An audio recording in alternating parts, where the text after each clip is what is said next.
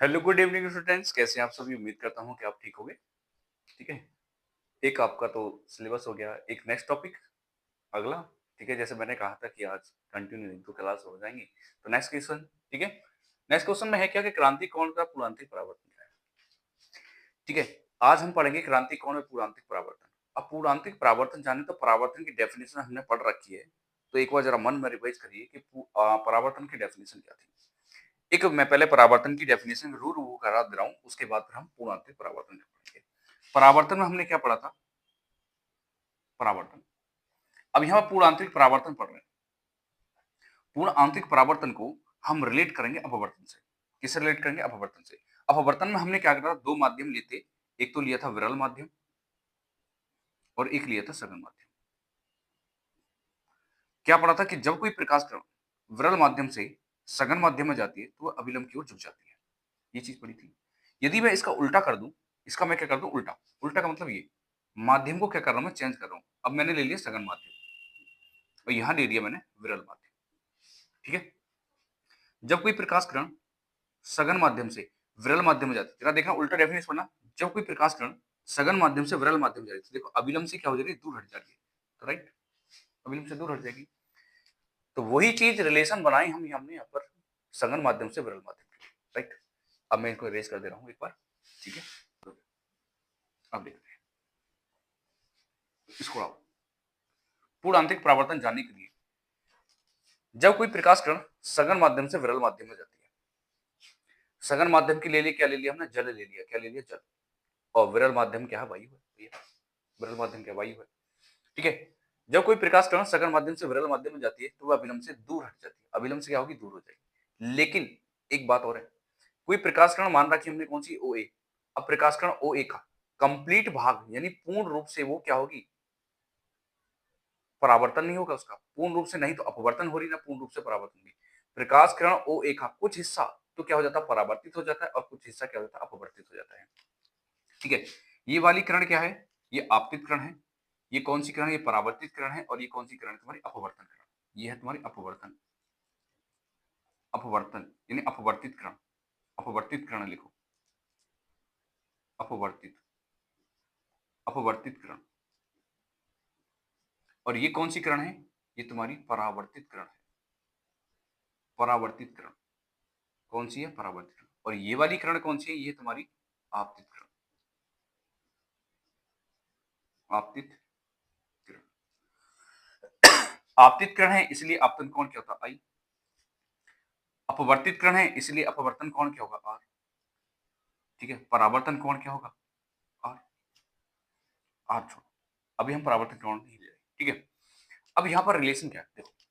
जो आपतित कोण है, आपतित कोण आई, आपतन कोण आर, आई सॉरी, आपतन कोण क्या है, आई है। आपतन कोण आई है। जो परावर्तन कोण अपवर्तन कोण से क्या है, छोटा है। यहाँ जो एंगल आई है वो क्या लेस देन है किससे, लेस देन है किससे, एंगल आर से। ये रियलिटी है। अब यदि धीरे धीरे मैं क्या करूंगा, आपतित किरण के एंगल को यानी आपतन कोण को धीरे धीरे बढ़ाऊंगा, एक ऐसा वैल्यू आएगी, निश्चित वैल्यू। देखो दूसरे डायग्राम, ये तो हो गया फर्स्ट डायग्राम इसका। दूसरे डायग्राम में क्या होगा, मैंने क्या करा, इसको यानी आपतन कोण को धीरे धीरे और इंक्रीजमेंट कर रहे हैं। धीरे धीरे क्या कर रहे हैं, इंक्रीजमेंट कर रहे हैं। जैसे जैसे आपतन कोण बढ़ता चला जाएगा वैसे वैसे अपवर्तन कोण भी क्या होगा, इंक्रीज होगा। और एक ऐसी कंडीशन आएगी, एक ऐसी कंडीशन आएगी, कौन सी, एक ऐसी कंडीशन आएगी कि जहां प्रकाश एक क्या, एक निश्चित मान के लिए आपतन कोण के एक निश्चित मान के लिए अपवर्तन कोण कितने डिग्री का हो जाएगा, 90 डिग्री का। एक निश्चित यानी आपतन कोण के एक निश्चित मान के लिए अपवर्तन कोण कितने डिग्री का हो जाएगा, 90 डिग्री का हो जाएगा। इसे तो कहेंगे हम क्रांति कोण। इसे कहेंगे हम कौन सा, क्रांति कोण। जहां क्रांति कोण को हम किससे डिनोट करेंगे बेटा, सी से डिनोट करेंगे। फिर इसको हम सी तो बोलेंगे, आई नहीं बोलेंगे। क्रांति कोण है, सी बोलेंगे। ठीक है। और एक ऐसी कंडीशन आएगी, यदि अब क्रांति कोण से जो क्रांति कोण आया है, यदि उसके आपतन आपतन कोण को थोड़ा और इंक्रीज कर दिया जाए, क्या कर दिया जाए, इंक्रीज कर दिया जाए। यहाँ देखिए, थोड़ा सा और इंक्रीज कर देंगे तो प्रकाश किरण क्या हो जाएगी, पूरी पूरी परावर्तित हो जाएगी। यहाँ पर क्या होगा तुम्हारा, आई आर के बराबर हो जाएगा। आई क्या हो जाएगा, आर के बराबर। तो ऐसी कंडीशन में प्रकाश क्या होगा, पूर्ण आंतरिक परावर्तन हो जाएगा। प्रकाश क्या हो जाएगा, पूर्ण आंतरिक परावर्तन हो जाएगा। राइट। ठीक है, आइए अब हम धीरे धीरे करके अब इस डेफिनेशन किस तरह से लिखनी है वो सारी चीजें देख लीजिए बेटा, मैंने लिख दिया थोड़ा सा। ठीक है, क्रांतिक और क्रांति जो चीजें बताई गई थी वो सारी चीजें मैंने एक बार लिख दी है। पढ़ लीजिए कि जब कोई प्रकाश किरण OA सघन माध्यम से विरल माध्यम में जाती है तो उसका कुछ भाग जो AC है वो क्या हो जाएगा, परावर्तित हो जाएगा, और उसका कुछ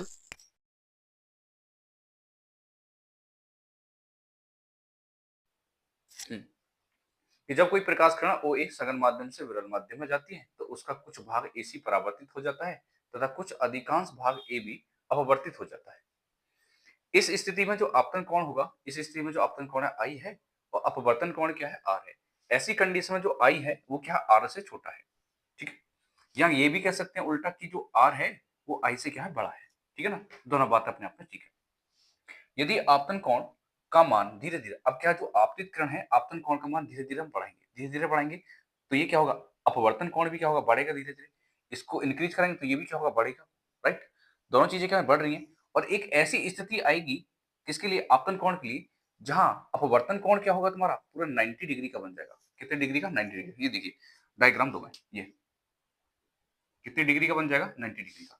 हमने क्या करा, कंडीशन को थोड़ा और बढ़ा दिया, यानी आपतन कोण को और बढ़ा दिया। ऐसी स्थिति में जो 90 डिग्री का एंगल बनेगा उस कोण को, जो आपतन कोण है वो क्रांति कोण कहलाता है। ये क्या कहलाएगा तुम्हारा, क्रांति कोण। क्या कहलाएगा बेटा, क्रांति कोण, क्रांतिक कोण।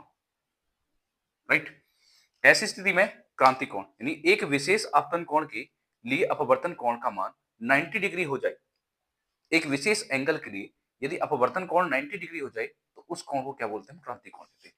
तो आपतन कोण को क्रांति कोण कहते हैं। ठीक है, इसे किससे प्रदर्शित करेंगे, सी से प्रदर्शित करेंगे। राइट, यदि आपतन कोण को और बढ़ा दिया जाए, अब ये क्रांति कोण है, इसी आपतन कोण को क्रांति कोण से और बढ़ा दिया जाएगा, तो ऐसी कंडीशन में, ऐसी स्थिति में क्रांति कोण से थोड़ा और बढ़ा दिया जाए, उस स्थिति में प्रकाश पूर्ण रूप से परावर्तित हो जाएगा।